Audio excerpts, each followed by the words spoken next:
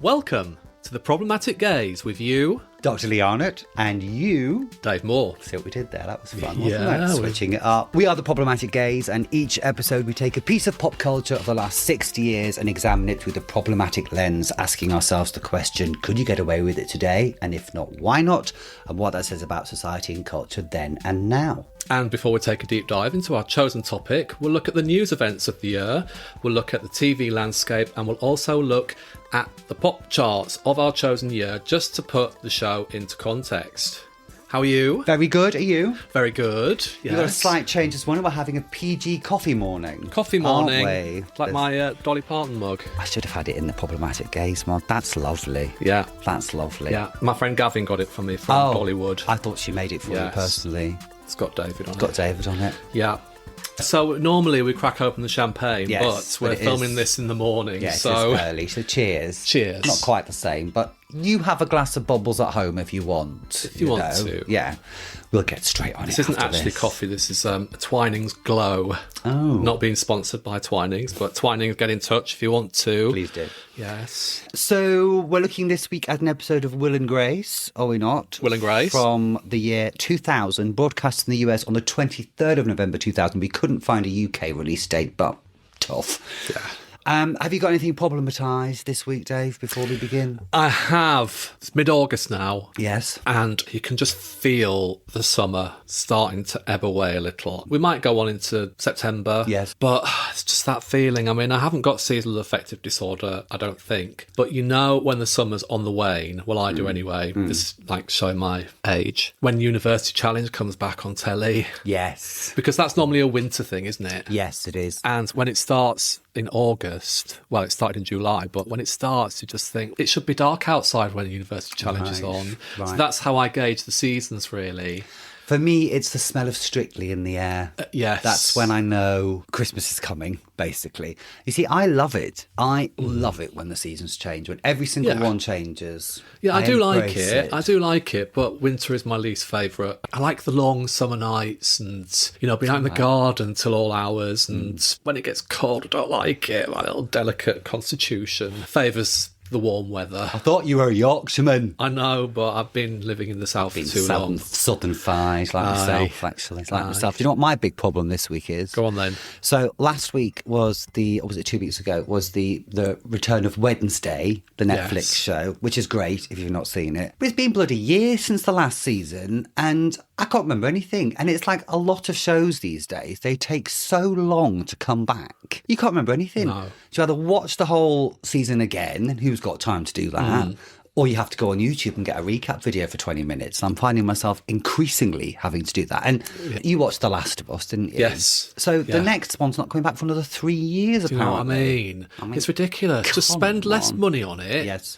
And do more kind of story-based, you know, character-driven stuff rather than all the special effects and stuff. Have a little Insectipod or whatever they're called, Cordyceps thing, jump out maybe once a season. But I want to know about the characters. I don't care about all the special effects and shit. Yeah. It was like Game of Thrones. Like Doctor Who, I'm looking at you as well. Doctor Who. Yeah. Lee is getting angry. Angry. Russell T Davies, pull your finger out. Yeah, you won't like me when I'm angry. Don't make me angry. Anyway, crashing on. Let's crash on. Let's not sound like two angry old puffs, which we are. Yeah. What's your relationship to Will and Grace, I Dave? loved Will and Grace. Right. And I still love Will and Grace. I do watch it. I mean, I've just fell in love with all the characters. Karen in particular. Right. We all like to think that Karen Walker is our spirit animal, don't we? Don't know.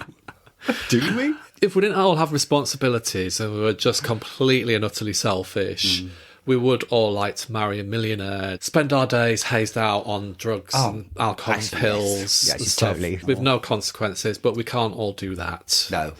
So, No, exactly. We can't all do it. We can't all. Some of us still can. But yeah, I really enjoyed it. And because it started, when did it start? 99? Yeah, 99. So I was still kind of like little gay boy in the north of England. Right. 23, 24-year-old gay boy in the north of England, not quite made out to the big wide world. So Will and Grace, kind of like Sex and the City as well, was kind of like an outlet into this bigger world that as a gay man that you could experience, but weren't quite experiencing it yet. And I thought it was really funny. We're going to look at some of the problematic elements, looking at it through modern eyes. But then I didn't see anything wrong with it. And for that reason, I can still enjoy it today. What about you? Hated it. I hated it. I didn't hate it. I just thought it was really twee. It didn't speak to the life I was living at the time. Because by 2003, when this is broadcast, I'd already been in London for like 7 years. So it just didn't feel real experience to me. So I wasn't particularly looking forward to watching this. However, I've been quite surprised. I'll leave it there as a little teaser. Very good. A little teaser for Very you. good. So before we do that, should we hike up our skirts and cross over to the news desk, darling? Don't knock anything on the table because it's all set up. Okay, just Really get difficult, it quite gingerly. Okay, quite gingerly. Cross the news desk. Okay. Right. Yeah, could you put some sound effects or something? Yeah, Just I so will. we Like can- as if we were walking across the studio. I've actually gone out of shot. I've gone out do it. I can't really move. Oh, there we go. Oh God, that's quite a trek, There you we know. go, quite a We need to ask the studio managers if they can move. Or could they put some kind of conveyor belt that we could just... I mean, PG1, Studio 1, has got all the facilities. It's the least they could do. Yeah, and it's mammoth, cavernous. Cavernous. Yes, so anyway, here we are at the news desk. Here at the news desk. Now, we have covered the year 2000 before in our episodes on the royal family and another one. I can't remember, from 2000. What year are we? 2000. 2000. Yeah. So we're going to look at some international events of the year which kind of struck us. On February the 13th, the final Peanuts comic is printed in newspapers because the author, Charles M. Schulz, has just died the night before. Oh. It was the most popular comic strip in history and ran for 50 years. I loved Peanuts. I hated it. Did you? Yeah. Did you really? I didn't read it. I didn't read the comic strip, but the cartoon. I just thought it was just a little bit boring. It was very, it was very 70s actually. And I used to Hmm. watch it when I was a kid because they had a cartoon, and I had Peanuts books. I had books of the whole strips. Yeah, I loved it. I felt a bit Charlie Brown, I think. Did you? Yeah, I just feel like Brown Charlie. I was more of an Asterix. Loved Asterix and as well. Tintin. It's possible. Hated Tintin. Twee bastard. Your Tintin is my Peanuts. But anyway, it was sad. Yeah, anyway, okay, so how do I say this word? Enschede. Enschede. Yes. Enschede. Good day to you. Okay, so on May the 13th, a firework factory disaster in Enschede, Netherlands, kills 23 people, including 4 firefighters, injures 950 others, and a total of 400 homes were destroyed and 1,500 buildings were subsequently damaged. A fireworks factory disaster. Yeah, it's unbelievable. You can actually watch it on YouTube. I can't remember what I read, but they said it's the equivalent of so many megatons of explosives going off. The footage is quite incredible. You can see how it just flattened this town. Wow. You know? Yeah. What caused it? I can't remember. Arson or just an electrical fault? Or I wouldn't like to say. You have to get the fact-checking department onto it. Or you can Google it yourselves, listeners/viewers, honestly. Do something for your keep. Yeah. On July the 25th, Air France Flight 4590, a Concorde aircraft, crashes into a hotel in Gonesse just after takeoff from Paris, killing all 109 people aboard and 4 people in the hotel. It's the only fatal crash in Concorde's history. And a couple of years later, Concorde is done. Concorde's done. Yeah. Do you remember that picture of it on the papers that showed the fire coming out of one of the engines? I mean, God. Imagine being on that plane. We were talking about Concorde recently, weren't we? Yeah. How glamorous it was. Yeah. Horrible. Okay, so September the 1st, the Nokia 3310 mobile phone is released. I'm going to have to show you a picture. Please Google the Nokia 3310 because if you want a flashback, everybody, this is your kind of classic Nokia. Oh, yes. With Snake on it. Yeah. Oh, they were great, weren't Do you know they? what? I wish they'd bring them back. Because then I would just not be on my bloody phone. I mean, we can record on our phones. We can do a lot of wonderful things. It helps our lives. But you just get addicted to it, don't you? Social media element of it. It's fact. The dopamine hit is becoming a real problem. You know, people are actually becoming depressed by their phones because the more you're on it, the more your brain produces dopamine. And actually what happens is the dopamine in your brain goes back to a sub-level. So you're becoming depressed. So get off your phones, everybody, unless you're watching this. Yeah, keep watching this. Keep watching this. Yes, and go to our Instagram and TikTok. Yeah, it's obviously there. Fine to watch. Yeah, at Podcast Gaze. But they're informative. They're educational. That's right. They are. Exactly right. Between September the 15th to October the 1st, the 2000 Summer Olympics is held in Sydney, Australia. It's the first Olympic Games of the 2000s. I only remember Kylie Minogue at the end. You just beat me to it. God, we're so gay, aren't we? So gay.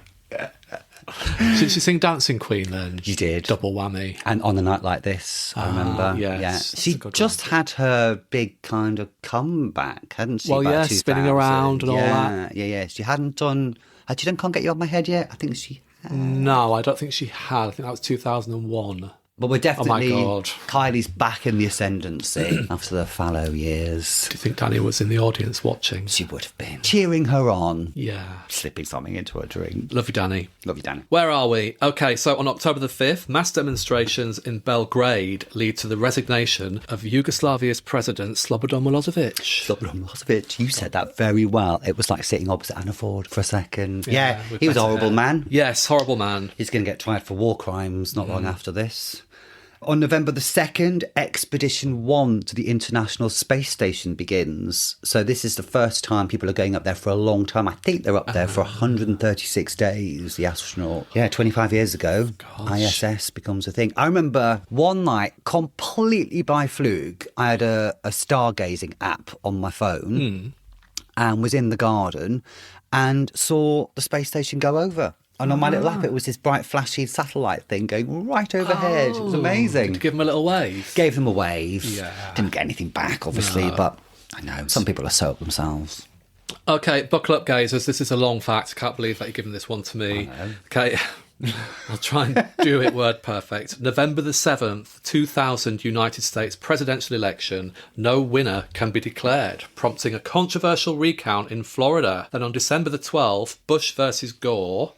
The United States Supreme Court rules that the recounts should be halted and the original results certified, thus making George W. Bush the winner of the US presidential election. Very good, by the way. Thank you. Very good. Yeah, that was a bit depressing, wasn't it? Well, it was that close in Florida, not necessarily close in all the other states, but this was the decider, wasn't it? Yeah, it amazes me, the American election system, that it comes down to one or two states, and that's it. Despite what everybody else votes, it's just these one or two states. I mean, I suppose it's so massive, though, that they have to get an accurate kind of measurement of what each state wants. Yeah, but weren't the original kind of state things set up after the revolution? You know, so they need a bit of and they were skewed in favour of white states or slave-owning states. Right. So there is a real historical snapshot of an America at a certain time, which is why it's so kind of tilted in a weird way now. Is anyone going to reform it? Look at us.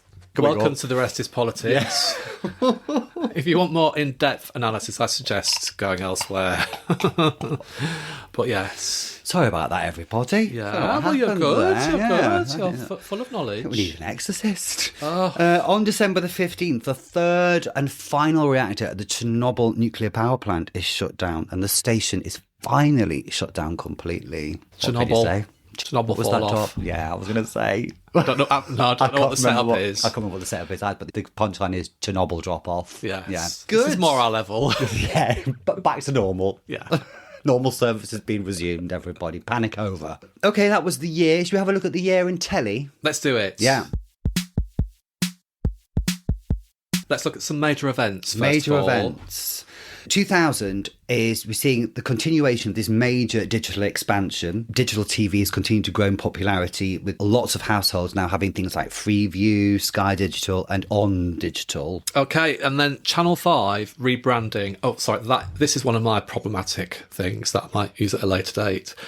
Channel 5 rebrands, briefly calling itself 5 in a more stylised lowercase form, seeking a younger, more modern image. Now, how many people did it take, sat round a room, I know, paid hundreds of thousands of pounds to come up with this rebranding? I know what we'll do. To appeal to the youth, we'll call it 5, all lowercase, and then we'll attract the youth. I mean, Jesus Christ. I won't be think we could have done that. It's like Dave. Yes. Not me, Dave. The channel Dave in the UK. Yeah. being like us and Dave 1, Dave times 10. Every month it seems to be. Same with HBO in the US. It's now HBO Max, then it's back to HBO, and I'm boring myself now, but you know what I mean? It's just like, why do you need to keep changing it all the time? You've got to keep your finger on the pulse. Yeah, but who's Pulse? The young'uns. Yeah, but they don't give a shit. They're all watching YouTube. Of course they are. Of course they're on TikTok, aren't they? Yeah, we're on YouTube, everybody. Yeah. We're on YouTube, kids. Right now. Yeah.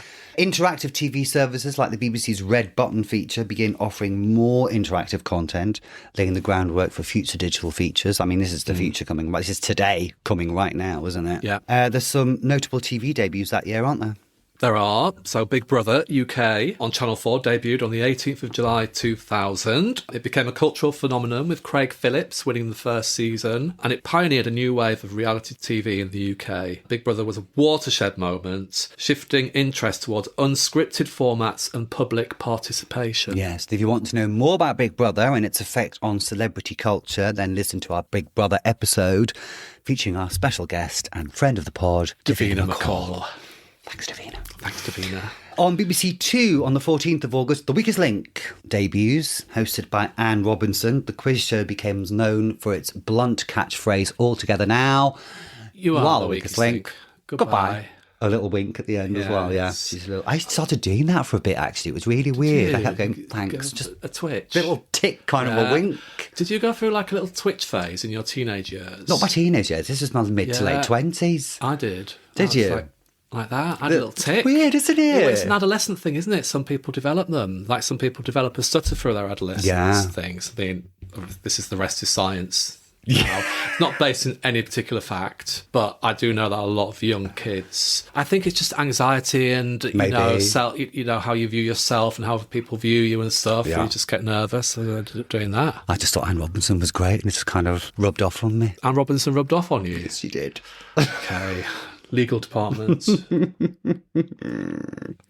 Okay, the Ali G Show. That's how it's written here. Yes. On Channel 4, Sacha Baron Cohen. Sorry, I haven't even had anything to drink today. What did you say? Put my teeth in. Oh. Sacha Baron Cohen's controversial satirical character made the leap from the 11 o'clock show. Do you remember that? No. Okay, fair enough. Gloss over. To his own programme, pushing boundaries of comedy and political interviews. One might say it was pushing boundaries. One might say it was punching down a little bit. But yes, that's because it's the noughties, so that's what happens, isn't it? Yeah. We'll end up on Madonna's video for music, won't he? He will. Becomes a big cultural lodestone at that point. He does. I mean, for God's sake, if Richard Madeley impersonates him on This Morning, you know you've made some cultural impact, don't you? Cringe. Still cringe.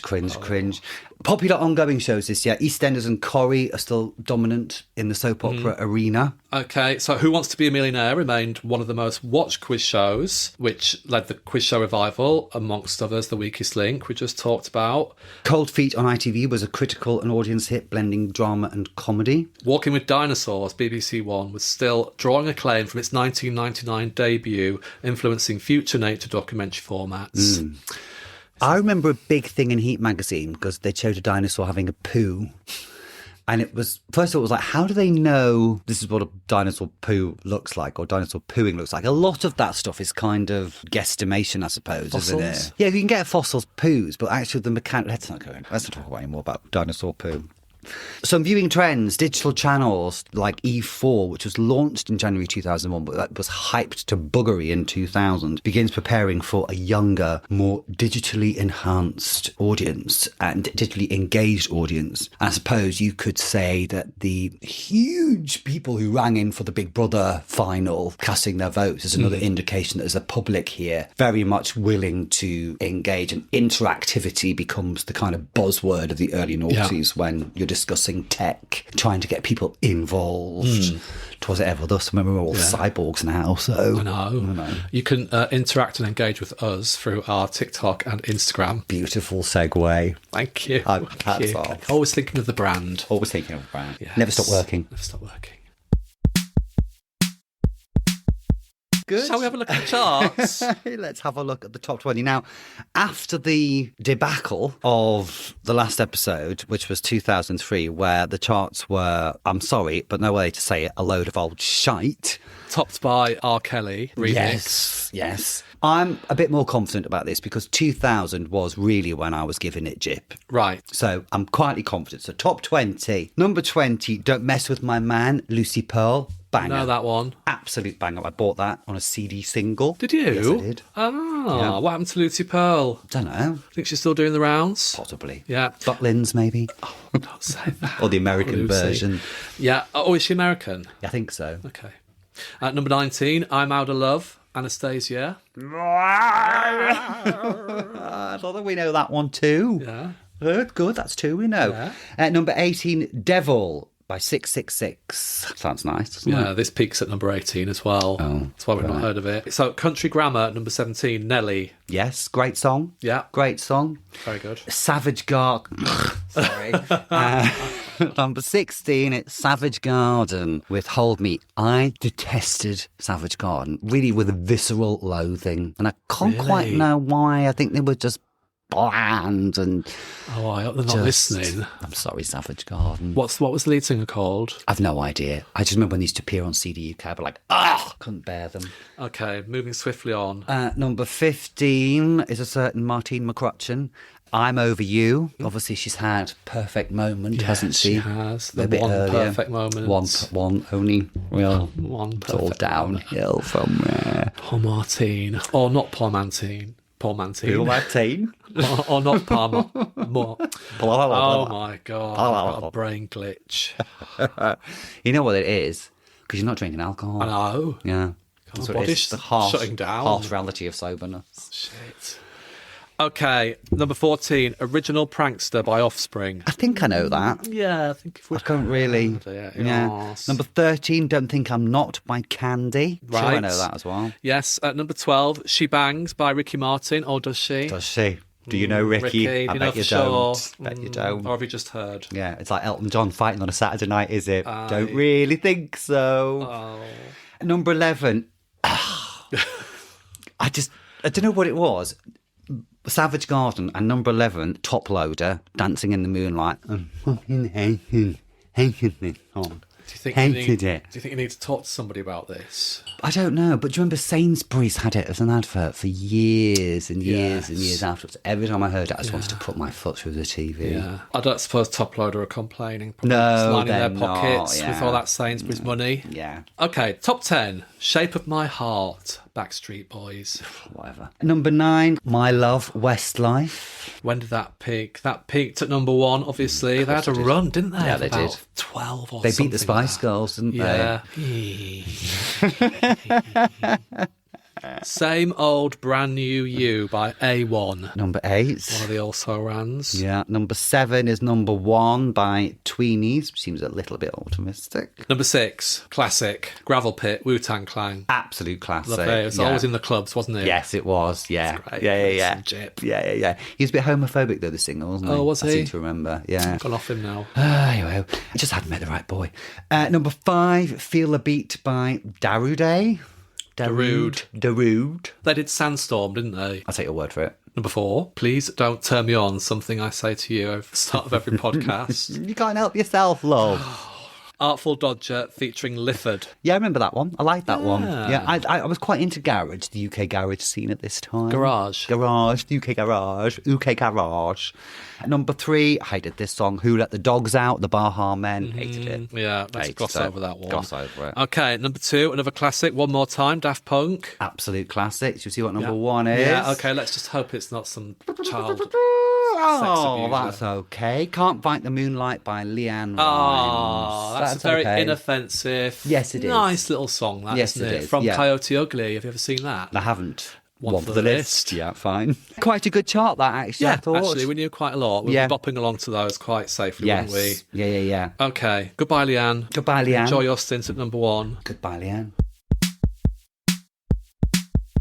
Welcome back to the matter in hand. Dave, would you like to give us a bit of information about the TV sitcom Will and Grace? I will. Okay, so Will and Grace is an American television sitcom created by Max Muchnick and David Cohen. Apologies if I've pronounced that wrong. And it was set in New York and focuses on the relationship between Will Truman, a gay lawyer, and his best friend Grace Adler, a Jewish woman who owns an interior design firm. Alongside them are their friends Karen Walker, a demonically alcoholic socialite, and Jack McFarlane, a gay actor. The interplay relationship features the trials and tribulations of dating, marriage, divorce, and casual sex, as well as key stereotypes of gay and Jewish culture. And it originally ran on NBC from 1998 to 2006 for a total of 8 seasons before returning to NBC in 2017 and permanently ending in 2020. It's received 96 Emmy nominations, and each actor has received an Emmy Award throughout the series. Gosh. That's the bones of it. I've got a little synopsis. Yes, so we watched 2 episodes from season 3, didn't we? Entitled Low in the Mid-Eighties. It was kind of like a double header, wasn't it? A 2-parter. Lows in the Mid-80s. So in this 2-part flashback episode, the story jumps back to 1985 when Will and Grace are in college and dating. Grace believes their relationship is serious and heading towards marriage. Will, however, is secretly struggling with his sexuality. Little windy pop, sorry. During a pivotal Thanksgiving dinner, Will finally comes out to Grace, devastating her. The emotional fallout of this moment shapes their future and explains the deep foundation of their friendship in the present day. So what was quite sweet about these 2 episodes, it was kind of like an origin story. Yes. Basically. Flashback to 1985. So we had the whole design of 1985. Fun flashbacks. Yeah, the actors kind of dressed young. Yes. Mullet, wigs. Yes. You know, it was really well done. It was really well done, actually. Can we address the big elephant in the room? Go on then, let's do it. Which is the fact that Will is played by a straight actor. Yeah, straight actor playing a gay character. Yes, and obviously that was a convention back then because obviously a lot of actors weren't out. But today it's often more scrutinised. Yes. And the belief is that queer characters need to be played by queer actors because they've inhabited that queer experience. So it does raise a few eyebrows. It didn't detract actually from my enjoyment of this, but it was very much of its time in terms of its casting. Although Jack, the best friend, is a gay actor, but again, what speaks of the time is that he wasn't able to come out publicly until 2010. Yeah.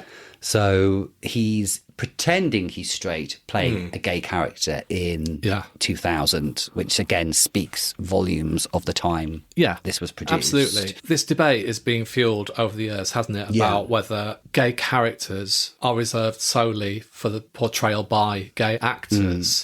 Just to counter it, I often feel like you need to choose the right person for the right role. Yeah. Because if someone's going to play in Star Trek an alien from the planet Vulcan, you're not going to be able to hire an alien from the planet Vulcan to play it. And, you know, by its definition, acting is acting. Yes. You know, in this case with Will, I would say the guy who played him, Eric McCormack, was... We don't know what discussions were had during the casting process, but it does make it more digestible for a 2000 audience. Yes, absolutely. Doesn't it? Absolutely. And this needed a lot of digestibility because we've got, for the first time, a sitcom where the lead character, as opposed to the gay best friend trope, is a gay character. So it needs to be digestible. And we'll come back to that because there are criticisms of the character that he's kind of sanitized character for a straight audience. But again, as you've just said, it was the time this was produced. You couldn't have somebody talking about fisting or PVC and rubber and leather, you know. You couldn't have somebody living a cruising lifestyle in a 2000 sitcom that's aimed for a family audience, I guess. There was, well, not criticism at the time, but comment at the time that Will, in particular, as a gay character, is quite straight. He's a straight gay character. Yes, in he is. His behaviour. I mean, he does date other men, but lifestyle-wise and the way he lives and his job, etc., is quite gay-light. Yes, and I would say. What's interesting though is that the representations and the discussion of gay characters within this episode very specifically paints a particular type of gay character, which actually Will isn't because he's really straight.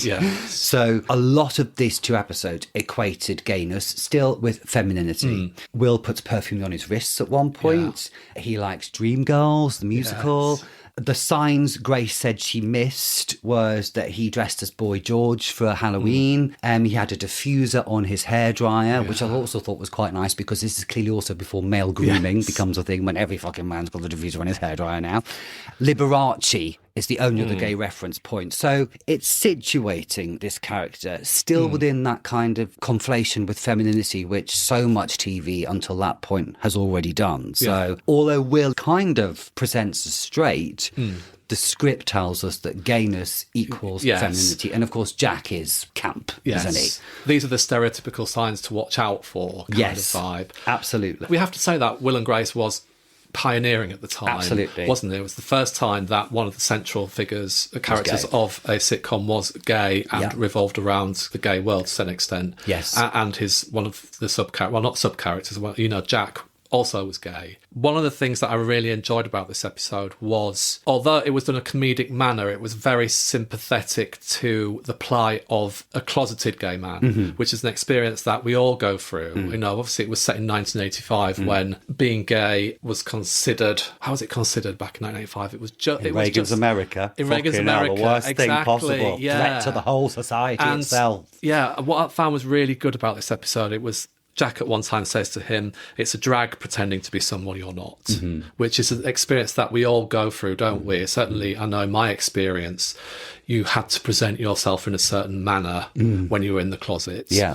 And the worst thing you could do is kind of betray your masculine nature. Out. Yeah, let the hints out. Yeah, absolutely. So you were always on guard, and it always felt like you were playing a character. Yeah, you're dragging up as a straight man as well as being a literal, God, this is a drag. It's actually a drag to put on that straight acting persona. It's kind of like, we talked about Paris is Burning when they were talking about presenting. That's kind of in a absolutely a different vein, but you were presenting as a straight male as much as you could. I mean, who you were trying to kid, I don't know, but that was fundamental to your core. Yes, absolutely. And any chink in that armour was just, you break out in a cold sweat, and you had to hide your gayness, and any cultural references that you wanted to absorb on the TV or in magazines and stuff, you would have to watch with the TV down in your bedroom, or surreptitiously go and buy something from a bookstore, or find a wank mag across the common if you were lucky. Well, all that kind of stuff. So I thought that was the really endearing part of this story. There was one line Karen had, which again situates the type of gayness which is being represented in this episode, when actually I heard her say it, I went, that was me in 2000. And she said, because the framing device of this whole thing is that they're in a bar, aren't they? Yeah, waiting for a table. And they meet this girl at the bar who's crying. She's actually in The Handmaid's Tale playing one of the She's great. And this girl's upset because clearly her boyfriend's gay and she doesn't realise. So they kind of take her in. They're telling her about how Will and Grace used to go out and stuff. Yeah. But Karen says, in the modern day, she says, honey, your boyfriend's a big, flaming, feather-wearing, man-kissing, disco-dancing, Vermont-living, Christina Aguilera-loving, Mykonos going. And I was like, I've done all of that. I was doing all of that at this time. But again, it's interesting that Karen verbalises this. Yes. And all the episode does when it's talking about gayness and Will's gayness is giving that image, but then Will is not that, but Jack is. So again, it's this kind of fine line it walks between not being too gay for the main audience, but being gay enough. So does it do the character of Will a disservice in that respect, maybe? But I thought it was interesting that the type of gay is very much being associated with the feminine in this. Yeah. So Will and Grace in 1985 have met. They're going out with each other. Grace is essentially Will's beard. Yes. Grace is completely head over heels for Will, and Grace herself is bombarded with all these kind of cultural pressures of meeting the right man, settling down, having kids. She's from a typical Jewish family. Her mother's Debbie Reynolds. Debbie Reynolds, she's great. Fabulous. So she always goes on about, Will's the one for me, we're going to get together, and she takes him home for the weekend to meet the parents. And basically she wants to fuck him because she's heard that if you don't, her friends told her, if you don't fuck him now, then that's it. You're never going to have sex ever again. So her mission for that weekend is to have sex. But to lose her virginity with Will. And of course, Will is at this point pretending he's the jock, doing all that kind of pretending he's nailed Grace. Yeah. At one point, it reminded me of Summer Nights, actually, the song when Will is chatting to his jock buddy in the college dorm, and she's chatting to her best friend, and she's saying that he gave her hair advice and stuff. Again, another hint of the feminine about Will. Yeah. And then we get this scene, which probably rang true for lots of gay men, went to actually in the bedroom when Grace is trying it on, and that kind of touched me in lots of ways because Will has to look at a picture of Kevin Bacon on the wall to try and get turned on. You know, it's clearly he's living this lie at this point, isn't it? Obviously, then it comes out, and then Will comes out to Grace. Not before he's proposed to her. To try and deflect away from sex. Yes. He proposes to her because he says, I can't do this until we're married. Yeah. And then he comes out to her in the kitchen and says, look, I can't marry you because I'm gay. And she's absolutely devastated. And I think this is one of the problematic elements of this film. You know, she talks about being queer, you're a queer, and talks about it in kind of like being gay as in a negative way. Obviously, she's hurting, you know, because she feels betrayed and, you know, she's been lied to. And this scene really kind of rang true to me because, you know, like you say, there are a lot of boys out there who have girlfriends who not necessarily are using them, but are desperately wanting to be straight. And actually, you know, he says to her, I love you. Yes. And if it was any other way, then you would be the one. Yeah. But I just can't betray myself. You know, I think that, like you say, it's an experience that rings true for a lot of young gay men. I was really impressed with the writing of this, actually, because I thought her devastation was really true. And the fact that they didn't speak to each other for a year. Yeah. And I thought her performance was excellent, you know, and actually it took a dark turn, that scene, when she says, you know, that you're queer, you're one of those, you know, but the writing really elevated it. Yeah. And when you find out that Will said that was the worst moment of his life, it was just like, gosh, you know, it really kind of touched me. And well, it just goes to show, doesn't it, that why it touched me was the fact that when you're in the closet and perhaps you have a girlfriend, when you're lying to yourself, you're lying to everybody around you. So it's not just what's happening to you, it's happening to everybody else as well. You know, you're lying to people, you're betraying people, you know, your family, even your friends, you know, if you have a girlfriend or a boyfriend, you're lying to everybody. And it's just a real devastating time in your life when essentially you know inside that you're a good person, but this one element of you is dictating how you behave to everybody else. Yeah.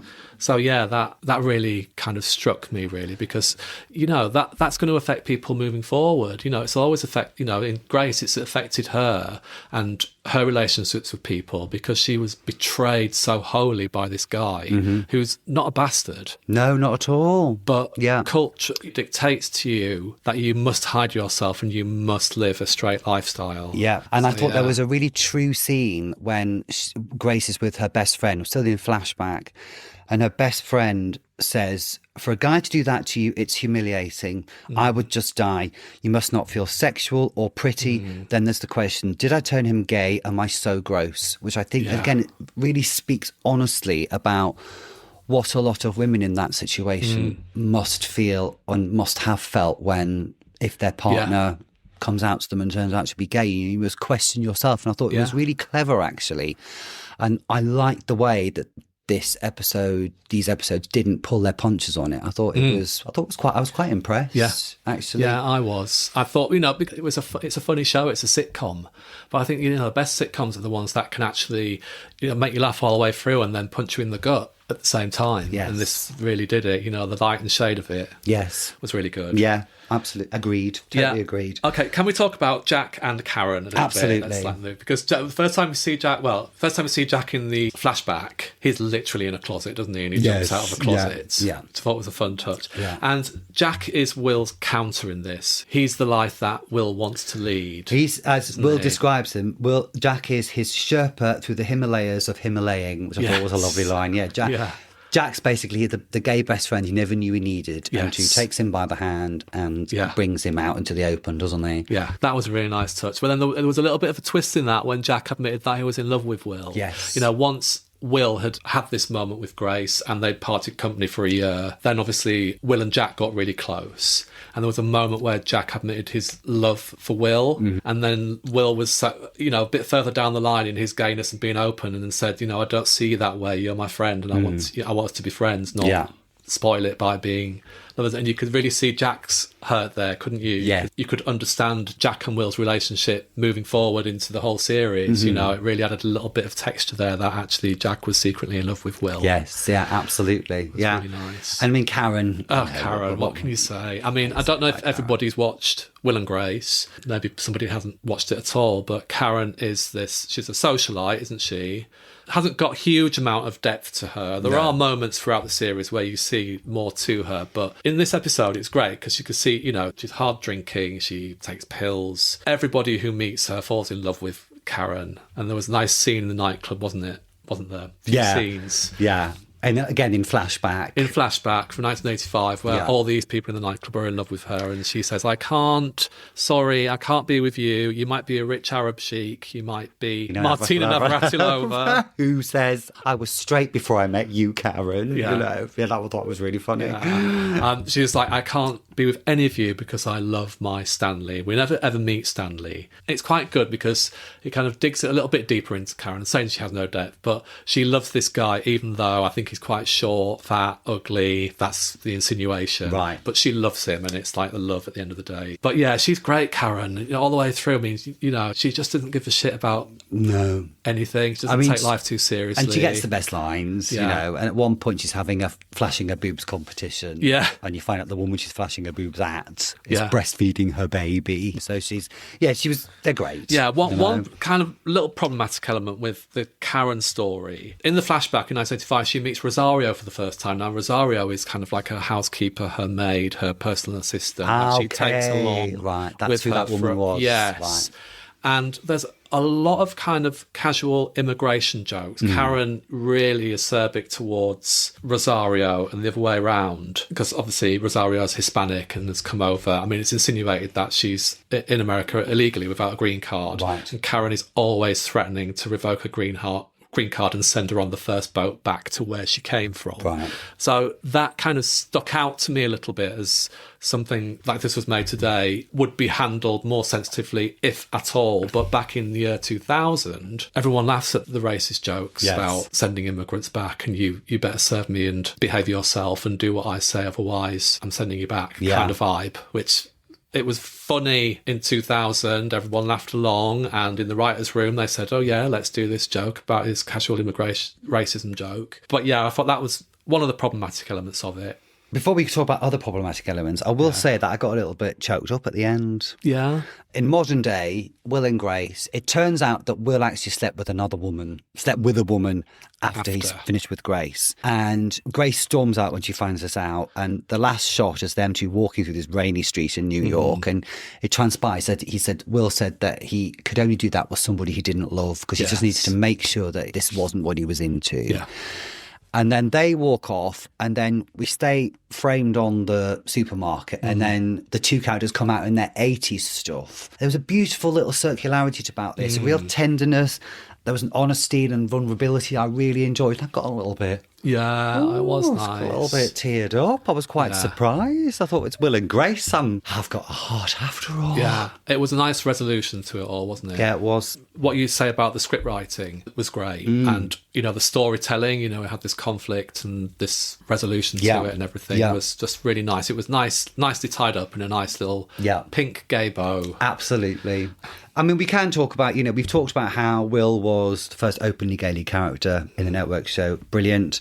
This show had huge cultural impact and really furthered the cause of LGBTQ rights. Joe Biden has said it helped shape public perceptions, but there obviously are some problematic elements, aren't there? As we've discussed already, straight actors playing gay characters. Yeah. Fair enough. Tick. Jack is often criticised for being flamboyantly gay. Yes, and I can see that, but actually I've got more of a problem with the hints of femininity which are attached to Will, which mark him out as gay. That the script doesn't allow him just to be a a straight presenting gay man, because, spoiler alert, everybody, camp gay men exist. Hello. So it doesn't bother me that Jack's flamboyant and camp, because it's just reflecting real life, isn't it? Yeah, I mean, it was great that Jack's character throughout the seasons was so in your face, so unapologetically gay and camp, and you kind of became like a camp cultural icon, really. Right. And I just wonder how many people watching or had flicked onto Will and Grace to see this camp character, how it might have turned people off, but... But that's why Will's not the camp, isn't it? Yeah. Yeah. But then you had kind of both, I mean, it was both quite cliched, wasn't it? The characters to a certain extent, but there were two kind of opposite sides of the gay presenting spectrum, I suppose. Yeah, absolutely. But yeah, I thought he was great, Jack. Again, I didn't watch, but I enjoyed him in this episode. Just thought, it's what you see when you go to any gay club, isn't it? You know. Yeah. Does Karen lean into the rich substance abusing socialite trope? You know, does she have depth? Does she lack depth because of it? Yes, she does lean into that trope, but those people exist. And what we're trying to say, that we shouldn't be leaning into that. Should be taking drugs, darling. Should be taking drugs. We don't. We don't. I've got me green tea. Water. Health, darling.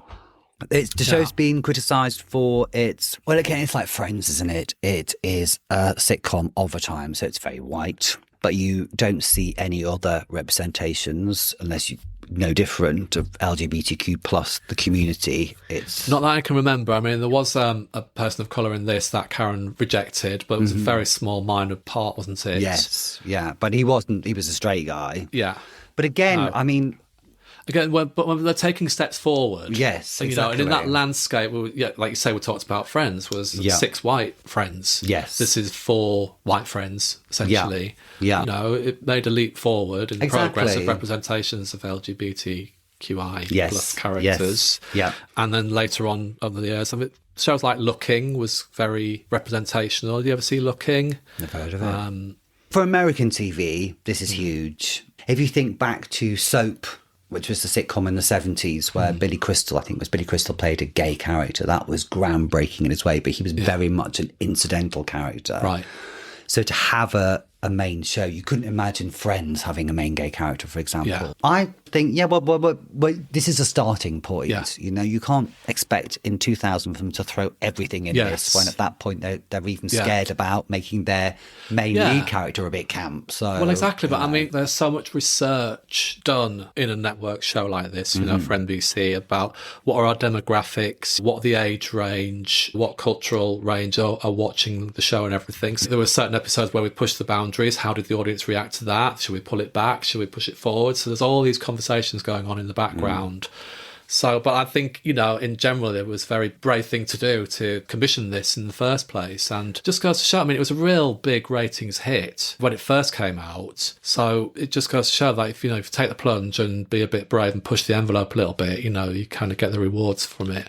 Now, as a viewer, as you were, I need to ask you a question, because some critics have argued that Will, in particular, even though he's the lead in this show, he was desexualised to make him palatable to the straight majority audience.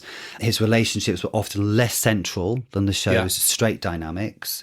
What's your take on that? Yeah, I think he was. I think he's a palatable gay. Acceptable gay. And Jack's the comedy sidekick who, because he's not the main character, could probably push the envelope a little bit. Yes. But yeah, I mean, the thing about Will is that he had a lot of failed relationships. Right. He wasn't really seen as successful in his relationships. He did have a relationship with a policeman at one point who was really hot. I can't remember what his name is, but again, played by a straight actor. Right.